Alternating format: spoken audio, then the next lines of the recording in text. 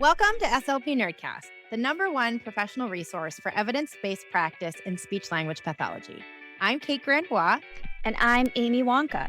We are both speech-language pathologists working in the field and co-founders of SLP Nerdcast. Each episode of this podcast is a course offered for ASHA CEUs. Our podcast audio courses are here to help you level up your knowledge and earn those professional development hours that you need. This course, plus the corresponding short post-test, is equal to 1 certificate of attendance. To earn CEUs today and take the post-test after this session, follow the link provided in the show notes or head to slpnerdcast.com. Before we get started, one quick disclaimer. Our courses are not meant to replace clinical advice. We do not endorse products, procedures, or other services mentioned by our guests unless otherwise specified. We hope you enjoy the course. Are you an SLP or related professional? The SLP Nerdcast Unlimited subscription gives members access to over 100 courses offered for ASHA CEUs and certificates of attendance. With SLP Nerdcast membership, you can earn unlimited CEUs all year at any time. SLP Nerdcast courses are unique, evidence-based, with a focus on information that is useful. When you join SLP Nerdcast as a member, you'll have access to the best online platform for continuing education in speech and language pathology. Join as a member today and save 10% using code NERDCASTER10. The link for membership is in the show notes.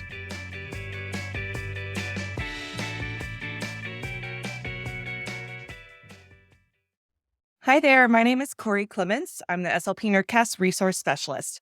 It's my job to help you link research and practice. I seek out resources that are rooted in evidence and bring them to your fingertips. You can head on over to our resource library and check out all the available resources we already have for you. You can find me at resources@slpnerdcast.com. I can't wait to help you link research and practice. This episode is a bit different than our typical episode. This episode is part of a conference called SLP Linked. The focus and purpose of SLP Linked is to connect research directly with practice. Each session as part of this conference will discuss what research looks like in our therapy rooms. Our goal is to bring you this content at least once every year to help you bring research into your therapy spaces and bring you therapy activities and ideas from the researchers themselves. Stay tuned for more information about the conference, but for now, on to the episode. Hello, everyone. Welcome to our second session of SLP Linked. We are here today to talk about research in practice, specifically with regards to literacy. And I am excited to welcome our expert guest, Dr. Crystal Alonso. Welcome, Crystal. Thank you. I'm so excited to be here. I think this is such a great event and very much needed in our field. So I'm so grateful to you and to everyone who's listening. Well, we're so glad to have you. Before we get started, I wonder if you could tell us a little bit about yourself. Sure. So I am currently an assistant professor in San Diego at San Diego State University.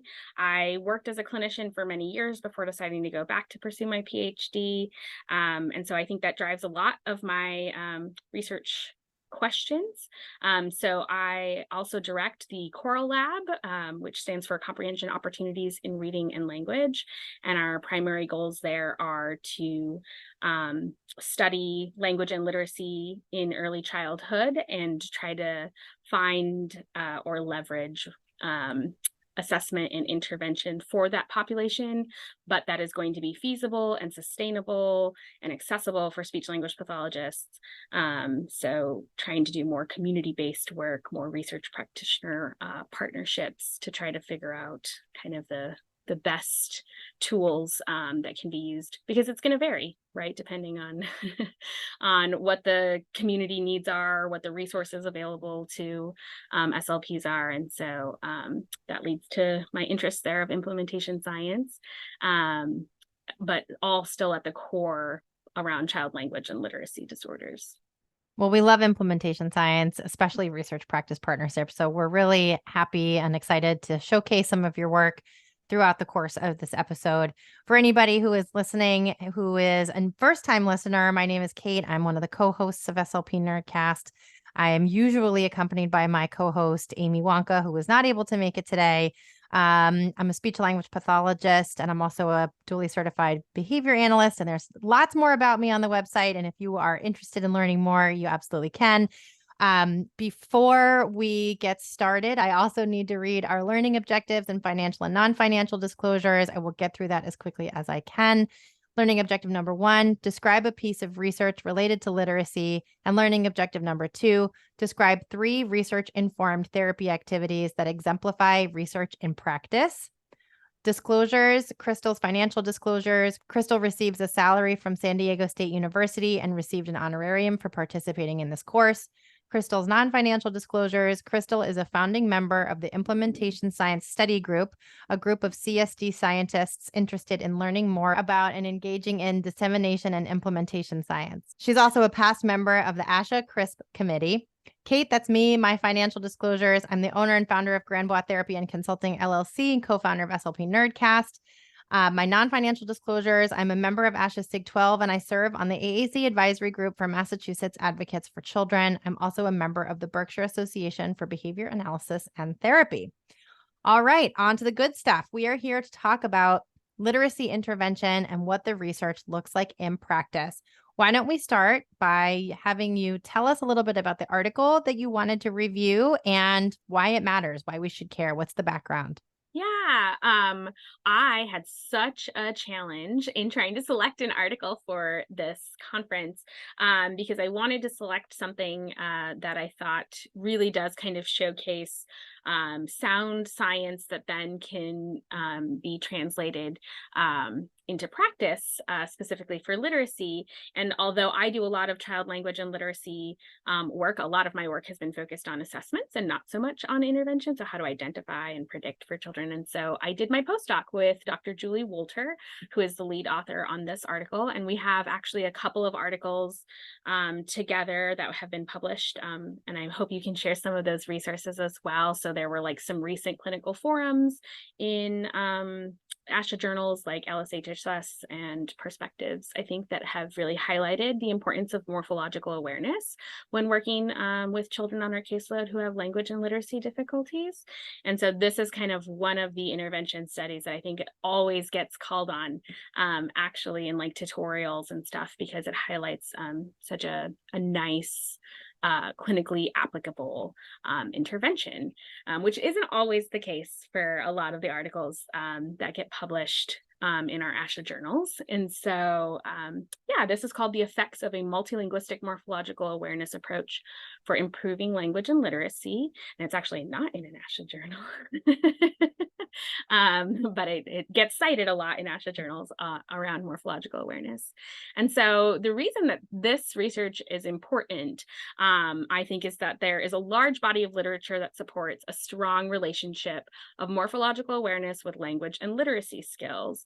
And I think at the core of these findings is that understanding morphology helps us to decode and spell words through the linking of pronunciation, so phonology, which all these words are going to be very key to SLP's ears will start pinging. It also links it with graphings, orthography, and it unlocks a huge amount of vocabulary and meaning, semantics, and that contributes to overall reading comprehension. And interestingly, too, it also has a huge amount of power to enhance cross-linguistic skills, which is really great, too, because if you start learning patterns about a specific language and you're perhaps an English language learner, you can start to make these connections too, that there are certain patterns that will also be the same in this new language that you're learning. So just kind of really powerful. And in all honesty, as a clinician, and even during my PhD, I don't know that I thought a whole lot about morphology. When I looked at all the parts of language, I was like, I'm interested in semantics, I'm interested in comprehension. But really, without realizing, I feel like morphology just kind of tends to really encapsulate so many of those things. So I think it's a really powerful tool that SLPs can focus on teaching this kind of morphological awareness aspect. Well, I have to second you there. I'm not sure I have spent a lot of my professional time thinking about morphology, particularly as it relates to literacy intervention. So this crossover intersection is really interesting, and I am very excited to learn more. Can you tell us a little bit about the meat of the article, so to speak? So what were the methods? What was the research question? Great. Well, I will clarify. I do think that I made a mistake there and called it a pilot study. And I don't think it's a pilot study. I think it was just more of an exploratory study. So kind of the first step in the long pipeline of traditional research that you can think about. But it is an effectiveness study. They were trying to see how effective this intervention was, and specifically a multiple linguistic component word study intervention is what kind of is the focus for this article. And they were looking to improve reading and spelling skills of second grade children. And I want to just highlight this multiple linguistic component piece because I think it can get a little confusing. Like there's no real definition for multilinguistic. I think people will think like, oh, they're speaking multiple languages, but that's not it. It's actually thinking more about the multiple components that are a part of literacy. So I'm going to do a little bit of teaching because I can't help it, of like the reading rope. And so like all the pieces that are intertwined to lead to successful comprehension or successful reading. And so we know that that requires, if you think of the simple view of reading, word reading or decoding skills, code skills, with language, oral language, and comprehension skills. And so essentially this multilinguistic intervention is really talking about, we want to target multiple components at once versus single components, which I think traditionally feels simpler to do. And like you maybe want to work on just like one component, one strand at a time, so as to not overwhelm students. But we might find that we actually get, I feel like we are seeing it in a lot of parts of our field, the complexity like approach of like, actually, if we provide these much more complex things, we get a lot of extras that we didn't target directly. And I think the same goes for language and literacy here, in that if we are targeting something that actually is going to hit multiple components, we get a lot for free that we maybe didn't target as directly or explicitly. Yeah.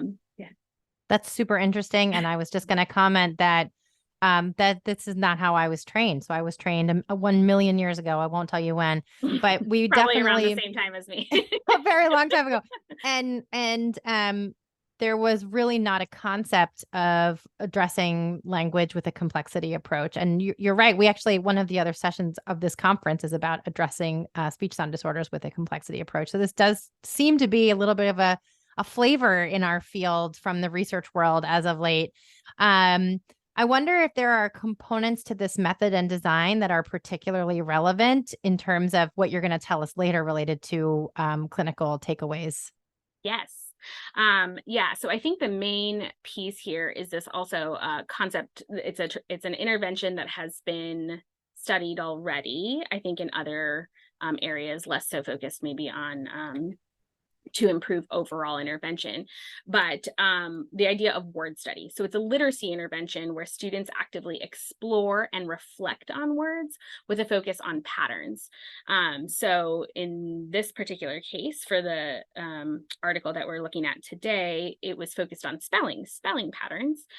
So the expressive part of reading, but it's an ideal medium for a multiple linguistic component intervention because it includes this simultaneous focus on the correspondence between sound, phonology, and letters or letter patterns, orthography, and a reflection on word meanings, so the morphology and the semantics that comes with it. So it lends itself really nicely to being able to go like, oh, if we study words, like this very specific word study literacy intervention, we actually get this multiple component piece that happens that for many of us, a lot of the children on our caseloads would likely have a variety of these kinds of goals, some phonology goals, some orthography goals, some semantic goals, even morphology. I think we tend to think more of like, Brown's morphemes as being morphology, which I'm like, I stay away from. That's not what I study. I'm not the grammar syntax girl. But I'm like, oh, I understand, though, that if we think about the fact that morphemes change meanings of words, and, the more we like focus on how those patterns and combinations happen, the easier it'll be for them to learn to decode and make those connections between the sounds, the graphemes, and meanings, and then eventually be able to spell and write, which is the goal for all these kids, right? We're trying to help them access curriculum. And so, yeah, so that is the focus for this intervention. Okay, interesting. So, in terms of the research question in and of itself, how was that tied to the results? What were you looking for, and what did you find? Yes. So, essentially, they've selected 20 children, 27 total, but eventually they ended up with 20 that were in the study, who were second graders that were performed poorly on a standardized spelling assessment. And that's how they decided to proceed with giving them this intervention. However, I think it's really important to note, because many times I feel like we get a little frustrated when we look at the participants and realize that they maybe don't match the population that we're looking at when we're clinicians. And so these children were either being seen by an SLP or a resource special education teacher, or both. So there is this implication that all 20 kids had either a speech and or language impairment or reading impairment, or both. And so very much who we would see on our caseload. And I think that that's really relevant in terms of the results here. But so they got randomly assigned into two groups, small groups, and one group received an orthographic and phonological awareness intervention only, and the second group received an orthographic, phonological, and morphological awareness intervention. Sounds like a lot of intervention. Yes. So I will say that in terms of, like, if we're talking about some limitations, this was a summer camp, very intensive Gotcha. attempt at giving an intervention.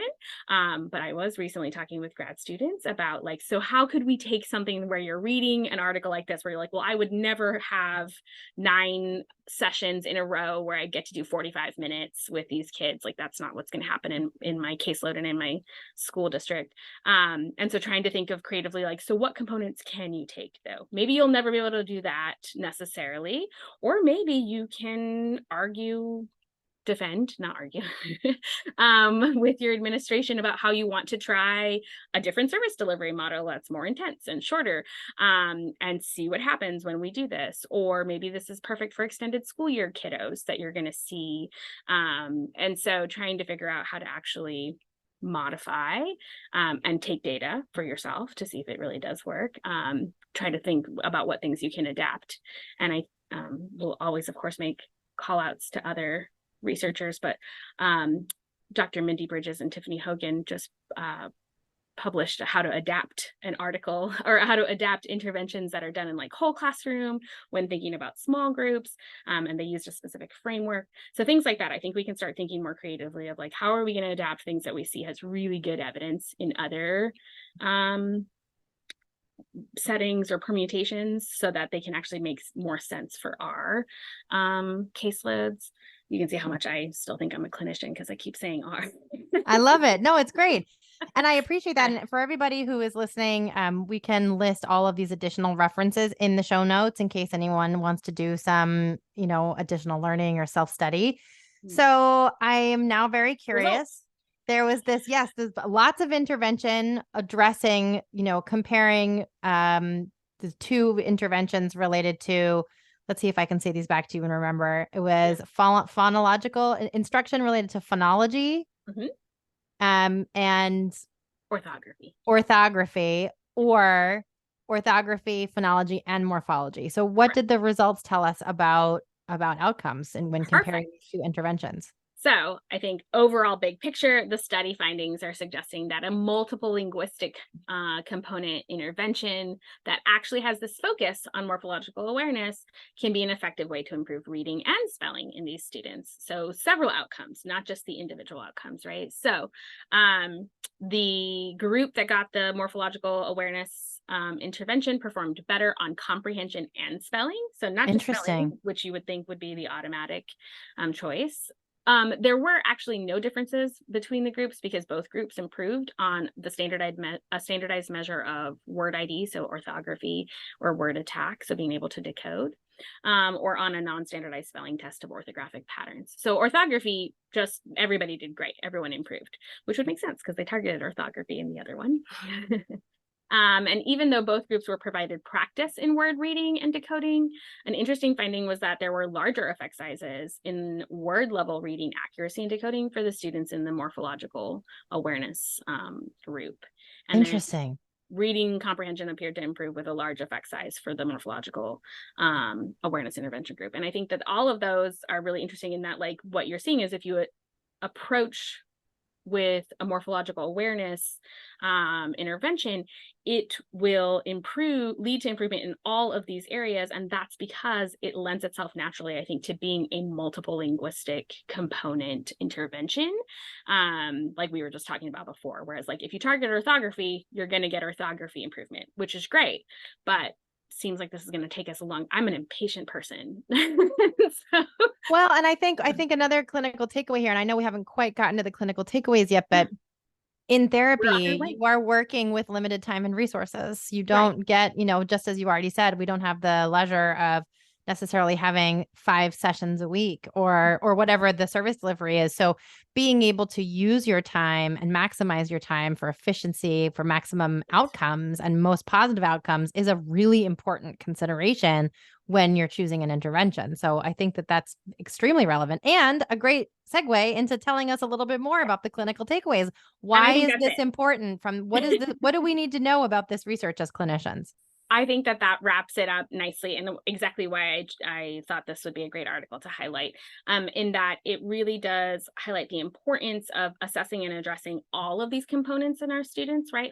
Like phonology, orthography, morphology, and how you might actually think about that sometimes the way our evaluation plans are laid out, or the way the parameters are in our clinical practice related to how we determine eligibility for services or diagnosis, are really like funneling sometimes our decisions as clinicians, that we have to pick a very specific thing to test so that we know they can qualify for services.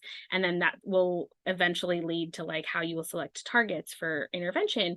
But really, if you've got a kiddo who's struggling in expressive language, in receptive language, they probably have difficulties in all of these areas, right? So best to assess and address all the areas, even though you're saying like, well, receptively, they can't follow multi-step directions.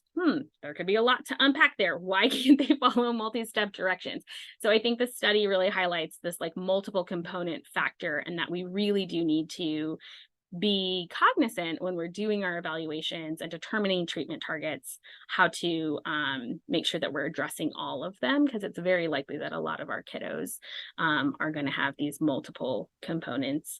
And so if you pick something like morphological awareness that can target multiple components at once, then you get kind of more bang for your buck. I got to find a better saying. I use that saying all the time. I think it's very appropriate here. I think this is really interesting. For me personally, as a clinician, this is a totally novel concept. I had heard the complexities approach before for speech sound, but using this same general concept for language is really interesting.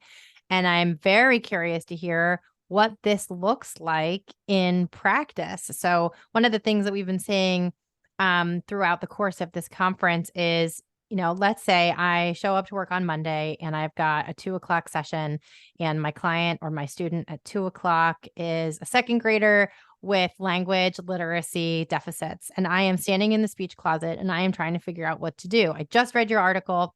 I have this evidence fresh in my mind, but I am tasked with turning this into the art of clinical practice.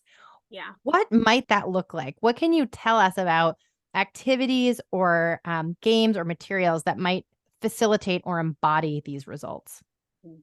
Yeah, so I've got a couple ideas, and I still think that there's actually tons of room here for creativity and using what you've got in your closet and what's available to you.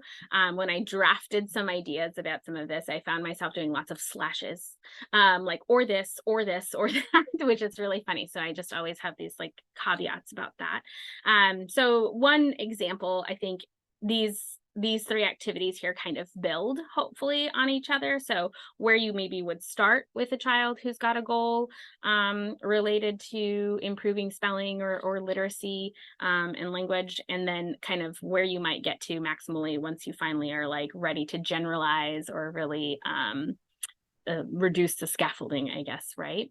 So the first one would be kind of really more of this reflection piece that we kind of mentioned at the beginning of having. That's what is kind of key to word study, is that you're really kind of being meta about it and talking about these words, talking about these patterns. And so a word sort could be something that you've got like material. So some of the materials you could use are index cards or sentence strips that you've cut up, different colored pencils or markers, whiteboards, and this is where all my slashes come up. Or if you're at a lower resource setting, maybe you're going to use sheet protectors with a piece of paper. I remember there was one year I had to do that, and dry erase markers or a laminated piece of paper, because somehow we can't get access to like laminating machines. So, you know, trying to like find creative ways to have them be able to look at words and break them up into pieces. And so you've got a list of words that you're coming in ready to target that are appropriate for where they are at their level. And you can focus first on inflectional patterns and then on derivational patterns. So for our listeners who might not be really familiar with this terminology, can you define inflectional and derivational patterns for us? Yes. I also struggle with these definitions, so I completely empathize and have to refresh often. So inflectional is really when we have affixes that serve as grammatical markers and indicate some sort of grammatical information about the word. So it can create new forms of the same word. So this is when we think of like past tense ed. So we have pop. That's a word, and now we've got a new form of the same word. So it's popped, indicating that it's happened in the past. However, derivational morphemes or patterns are when we have these affixes that are capable of either changing the meaning or the grammatical category of the word. So in that case, it's creating a new word. It's not a new form of the same word. So those are our definitions of inflectional and derivational. Mm-hmm. Let's go back to hypothetical me sitting in my therapy office with my whiteboard marker and my white piece of paper in a protective sheet. Correct. And so now you are going to have a list of these words, ideally, that you have come up with beforehand and not just in the moment. That, you know, for example, for inflectional patterns, we've got past tense ed that we're ready to target because this kiddo really does struggle with past tense. So you're going to write down different words of past tense that have past tense ed, but the focus here, again, to make it multiple linguistic components, is to also think about the phonology and pronunciation. So sometimes with past tense ed, we have the pronunciation of d, right, with the d at the end. But sometimes when we have past tense ed, the pronunciation actually changes to t, right? And so when and why and what does that do, but also still coming back to the students understanding that the meaning is consistent with something that has happened in the past, regardless of whether the pronunciation changes or not. And so that's what the focus of that, 15-minute session might be, is to kind of have a list of words that would be like popped, trapped, cracked, which are all past tense ed, but all end in that t sound, and then having a list of words for them to compare to that end in ed, like harmed, called, named, and yet they all end in duh, and talking about how the meaning of past tense is still there, something happening in the past, but pronunciation can be different. The spelling is still the same, still ed, and kind of really this introducing these patterns to the children. And theoretically, this can be done during an engaging game, right, or, during some other sort of. They get to go do cranium cadoo. H gets a turn. What are they pulling out? Is it a t sound or a duh sound? Gotcha. So this is sort of in line with like a drill play, not necessarily drill, but active participation in some sort of, alongside some sort of turn-taking game or some other preferred activity. Yeah, exactly. And so I think that is an important kind of first step, right? So you make it interesting and engaging with whatever materials you have with you to help them begin this reflection process. And then second activity, next time they come in, now they've kind of got some of that, we want to maybe work a little bit more on derivational, or maybe in the same session, now you're going to work on some derivational patterns where you talk about contrasting words that the base stays the same. You don't change the writing of that word when you add an affix. So a prefix or a suffix. So tie, untie, help, helpful, right? And so those don't necessarily change the spelling or the orthography that's used. But then you also have a list of words where suddenly the base words or sounds are spelled differently. So you've got bounty, bountiful, like now there's no longer a Y, it changes to an I. And so you do a lot of that work there too. Same thing in a fun activity of taking turns and being able to reflect out loud on those differences. And then we can move on to another higher level task where now suddenly they're going to be tasked with building the words. Before, you were giving them the words and you were studying those words and sorting them into these categories. But now you're going to ask them to create different words given different affixes and base words, right? So again, I like index cards, apparently. You could also use those like connector block things. My husband this morning was telling me like hopscotch, could be really great if you have different affixes. I love that. Squares. I love the motor movement components of that. He's a very big motor guy, which is why I was like, oh yes, you're right. Of course, we got to get kids up and moving. Hopscotch could be another thing if you're outside, and could draw different affixes that they have to hop onto to build words. And so I think you could get really creative with what's available to you to make these engaging activities. But the base here of this activity is building words, helping the students to get practice that they are, and for them to recognize that they are seeing patterns of how you break words apart, right? So that'll help with spelling, that'll help with decoding, and ultimately goes back to helping with meaning, because they'll see that when you have different parts connected to words, meaning can change. And so here I also, of course, love to incorporate color. So in the beginning, they might need more scaffolding. You might have all of your prefixes in the color green, all of your base words written on index cards in the color red, all your suffixes in the color blue, and helping them to like make puzzle pieces to connect. You've got to have one of each. You can't have 3 reds together, 3 red cards, because that's not building a new word, right? And so like some of that scaffolding might be important in the beginning, and then you maybe pull away color that they can just figure out the differences between bases and affixes. And you can then make it into a game where they put up like privacy shields of like a file folder when they're sitting with a small group, and everybody gets a set of cards and they have to make as many words as they can, as quickly as they can in the next 30 seconds, and then lift up their folders and share how many words. But they've got to also be able to tell you what that word is, pronounce it correctly, and what the word means. So if suddenly they've put together, full help instead of helpful, you'd be like, what could that possibly mean? Is that a word? You don't get points if it's not, the correctly spelled, correctly pronounced, it has a good definition. And so I think that can be a fun way of them to trial and error, kind of figuring out whether these words build upon each other or not. So yeah. And then lastly, which I do think is just kind of our higher level, at the end, you're really just trying to get them to produce, and not so much the working through and reflecting like in the other activities, would be something like a Jeopardy kind of game, which of course you'd have to explain, because I doubt our kids right now watch Jeopardy. But there'll be categories, that they can select from the top with rows of points that they earn depending on the question. And so, let's say the category is past tense ed, and that's the one they select. Then you might get the clue of when a pin was stuck in a balloon, and then hopefully they would get the target of popped, but they'd have to say it with the correct pronunciation, that popped-ed, and they'd have to tell you what part was the base and what part was the affix, and that's how they get points. And then whoever gets the most points at the end of the rounds wins. And so they might feel more comfortable with certain categories over others, right? Because this could lend itself to a a session where you've got, kids with multiple goals that maybe are aligned, as in they're all working on orthography, phonology, morphology, or literacy or spelling, but might not all need the same morphological categories that are being targeted, right?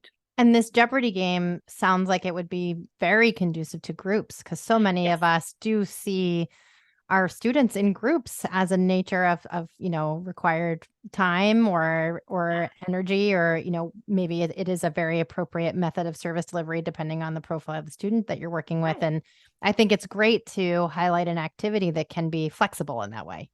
Right. Yes. So I think ultimately you clinicians know what resources you have and your favorite go-to activities. Truly, like the cranium canoe. I remember, like, when I found it once at a garage sale, I was like, finally, because they didn't make it anymore. And I held on to it long after I left clinical practice, because I was like, I love it. Yep. like SLP gold. So what your students are going to be interested in and engaged by, and I think you could modify a lot of these kinds of targets and activities easily to meet those needs. That's the fun part of being an SLP, I think. It is. Well, thank you so much for all of this information. I can't tell you how grateful we are for your time. This was really, really interesting and something that is totally new to me. I'm sure I'm not the only one. So we're really grateful for all of your wisdom, and just thank you so much for being here. Thanks again so much for inviting me. It's been a lot of fun. Thank you for attending this session of SLP Linked. ASHA CE processing and certificates of completion for SLP Linked are exclusive to SLP Nerdcast members. SLP Nerdcast members also receive access to live events, a downloadable series program, access to 2 bonus courses related to how to adapt these materials across modality, cultural competency, and skill level, as well as access to our speakers, content experts, and researchers through a private discussion board. If you have any questions about becoming an SLP Nerdcast member, or you need any accommodations for this course, please email us at info@slpnerdcast.com. Thanks so much for attending, and we hope to hear from you soon. Thank you so much for joining us in today's episode. As always, you can use this episode for ASHA CEUs. You can also potentially use this episode for other credits depending on the regulations of your governing body. To determine if this episode will count towards professional development in your area of study, please check in with your governing bodies, or you can go to our website, www.slpnerdcast.com. All of the references and information listed throughout the course of the episode will be listed in the show notes. And as always, if you have any questions, please email us at info@slpnerdcast.com. Thank you so much for joining us, and we hope to welcome you back here again soon.